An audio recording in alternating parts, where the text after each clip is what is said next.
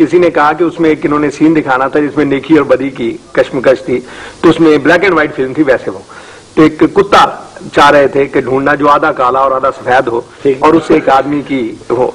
तो कहते हैं कि जी इशफाक साहब को 3 दिन ढूंढते रहे तो मिला नहीं कुत्ता, तो बड़े परेशान बैठे हुए थे। तो किसी ने कहा कि आप ऐसा करें कि आप सफेद कुत्ता एक लें और उसको आधा काला कहते हैं मुझे ये किसी ने बताया ही नहीं। अच्छा है, हालांकि फिल्म में नेकिन बदी की कश्मीरी थी, कोई कश्मीरी थी नहीं, लेकिन कहानी अच्छी है। अब आपने MA किया गवर्नमेंट कॉलेज से जी, इशफाक साहब ने भी जी, बिल्कुल। आप क्लास फेलोज थे? हाँ जी, क्लास फेलोज थे। इशफाक साहब उस जमाने में कैसे थे? अब तो खैर बहुत ही अच्छे हैं। जमाने में नहीं जी, उस जमाने में बहुत अच्छे थे। अच्छा, हाँ, वैसे आपको क्या चीज पसंद आई उनकी? नहीं जी, मुझे तो गालिबन हमेशा हुस्न ही अच्छा लगता है। अच्छा। मैं और इस मामले में मैं झूठ भी नहीं बोलना चाहती कि कोई साहिबे जमाल हो तो दिल को जरूर खींचता है। और झूठ इस मामले में आजकल लोग बोलने लगे कि इनकी सफात देखकर मैं माइल हुई, या मैंने इनकी सखावत देखी, या मैंने देखा कि ये कुत्ते को प्यार कर रहे थे, आधा काला कर रहे थे, आधा सफेद कर रहे थे, मुझे अच्छा लगा।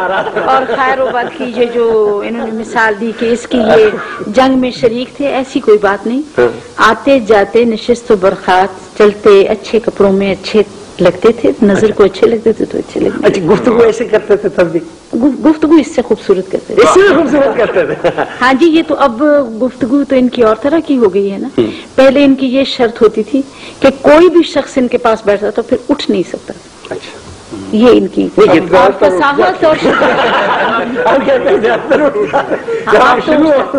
हाँ जी, अब और तरह की बहसें भी करने लगे हैं। अच्छा, कुछ लोग उठ जाते हैं। आपको आपा में क्या पहली जब गवर्नमेंट कॉलेज लेवल में हम वापस हैं उस, देखिए आपकी आपा आई थी कनेर से, तो इन्होंने BA जो किया था वो मैथमेटिक्स में किया था AB में, तो पता है उर्दू इनको बिल्कुल नहीं आती थी। तो इनके दिल में पता नहीं क्या जलन पैदा हुई कि मैंने उर्दू में MA करना। बुखारी साहब उस जमाने में प्रिंसिपल थे, AS बुखारी जी, तो सूफी साहब ने उन्होंने मिलके और एक ख्वाजा साहब आ गए थे, ख्वाजा मंजूर सर था, उन्होंने कहा कि हमने यहाँ पर एक क्लास चलानी उर्दू की। तो मैं तो BA कर चुका था, बहुत लाइफ फाइक आदमी घूमता था, एक मेरी किताब भी छप रही थी उन दिनों। तो उन्होंने कहा कि हम क्लास खोलते, तो ये भी आ गई। 3 और खवातीन थी, 3 हम लड़के थे। तो इनको खौफ था कि मैं उर्दू में कैसे करूंगी, लेकिन इनकी वालिदा ने कहा कि आप करें। कि सूफी तरफ ने कहा था कि ये ज़हीन लड़की है, इसको करवा ले, हमारे पहले ये जो MA पे आ जाएगी।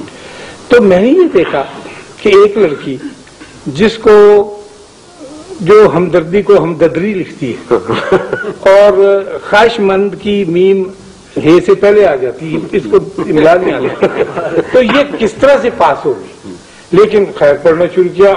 हम तो सब कुछ जानते ही थे, हम तो पढ़े लिखे आदमी थे, इसलिए हमने कोई तवज्जो नहीं दी पढ़ने। तो जब पहला हमारा क्वार्टरली एग्जामिनेशन हुआ तो उसमें भानु कुत्सिया फर्स्ट, हम पीछे थे। अच्छा, इस बात ने जहां मुझ में गैरत पैदा की, वहां शर्मिंदगी का भी एहसास हुआ। और फिर कहा कि आदमी मेहनत के साथ और कोशिश और लगन के साथ ये भी कर सकते हैं। फिर हमने भी इसके साथ मेहनत शुरू कर दी, लेकिन इस मामले में ये बहुत काफी आगे थी। मैंने महसूस किया कि जो चीजें मुझ में बहुत कम हैं वो इनमें बहुत ज्यादा हैं, और ये एक काबिल तारीफ बात है। जो उस जमाने में हमारी चूंकि जेलसी कम क्या होती नहीं थी, हमको पता नहीं होता। यानी वो जमाना था लाहौर का, मैं सन 48 का जिक्र कर रहा हूँ, तो जब बहुत से लोग माल रोड पर खड़े होकर लोगों की कारों को देख के खुश हुआ करते थे कि कितनी खूबसूरत है। उनको पता ही नहीं होता था कि मैं जलन के साथ कहूँ कि मेरे पास क्यों नहीं है और मैं मुक्का मारूं मैं इसके ऊपर।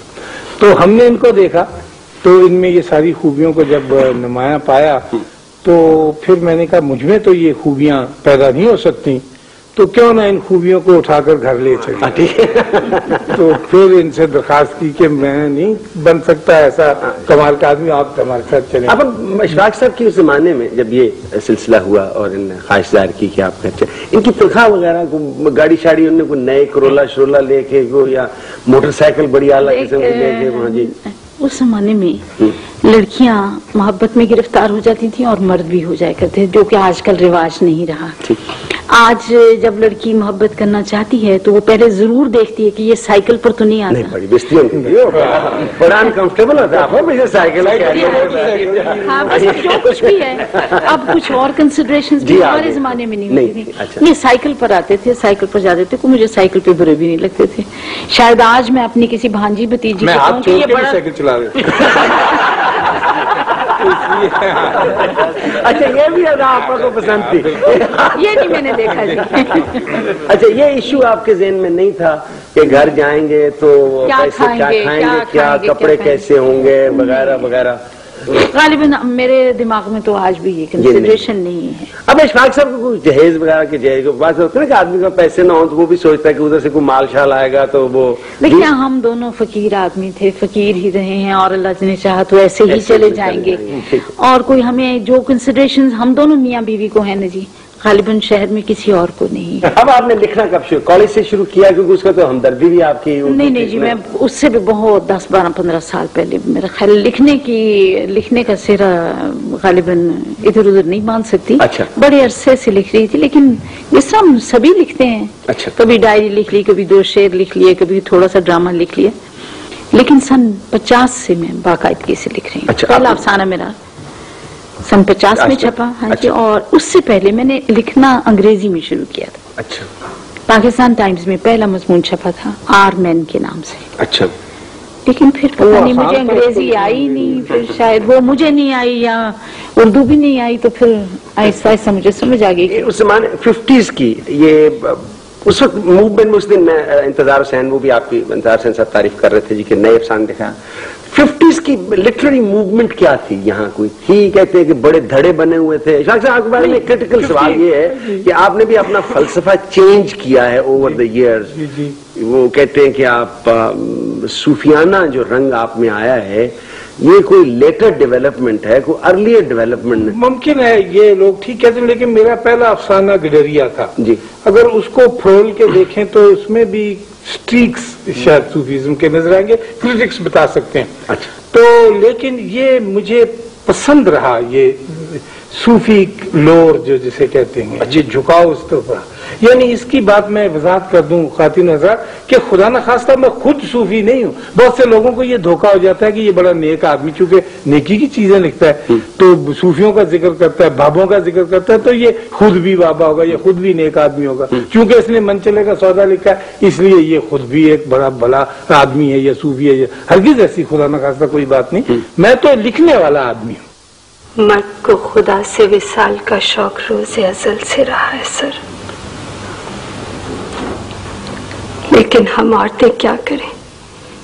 किधर जाएं, किस दीवार से सर फोड़ें, किसका सहारा पकड़ें? हमको तो इसी दुनिया में किसी के ख्याल में, किसी के तस्वुर के बाजू में दफन हो जाना है, और हमें वो मरकत भी नसीब नहीं होता। मैं आपको क्या बताऊं सर कि मेरे और अदील के दरमियान वो अंधा शीशा कौन है? मत बोलो, बात मत करो ममना, मुझे निसार होने दो। आपको क्या पता सर कि औरत की जात पर कितना बड़ा जुल्म हुआ है।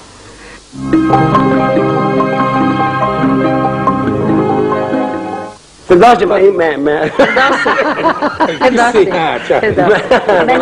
पहले उनसे फिर मैं आपका और आपके ड्रामे ने बहुत से किए हैं और ब्रिलियंट एक्टर है, one of our most competent, मेहनत बड़ी करके आता है।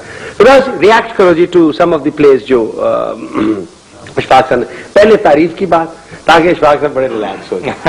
उसके बाद जो आपने बात करनी है वो वाली बात यह है जी कि मैं तो अपना कुछ नहीं बोलता जब परफॉर्म करता हूँ। बानो आप हो गए, इशफाक साहब हो गए, अमजद साहब हो गए, मुस्तनसर, इन्हीं के लिखे हुए मैं बोलता हूँ।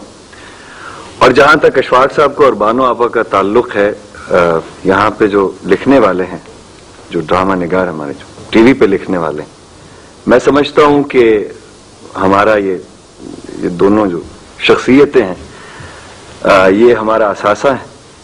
और मैं फख्र करता हूँ और इस बात पे मुझे ज्यादा फख्र है कि मैंने ज्यादातर खेल इन्हीं के किए हैं। ठीक, अब ये होगी अच्छी बात।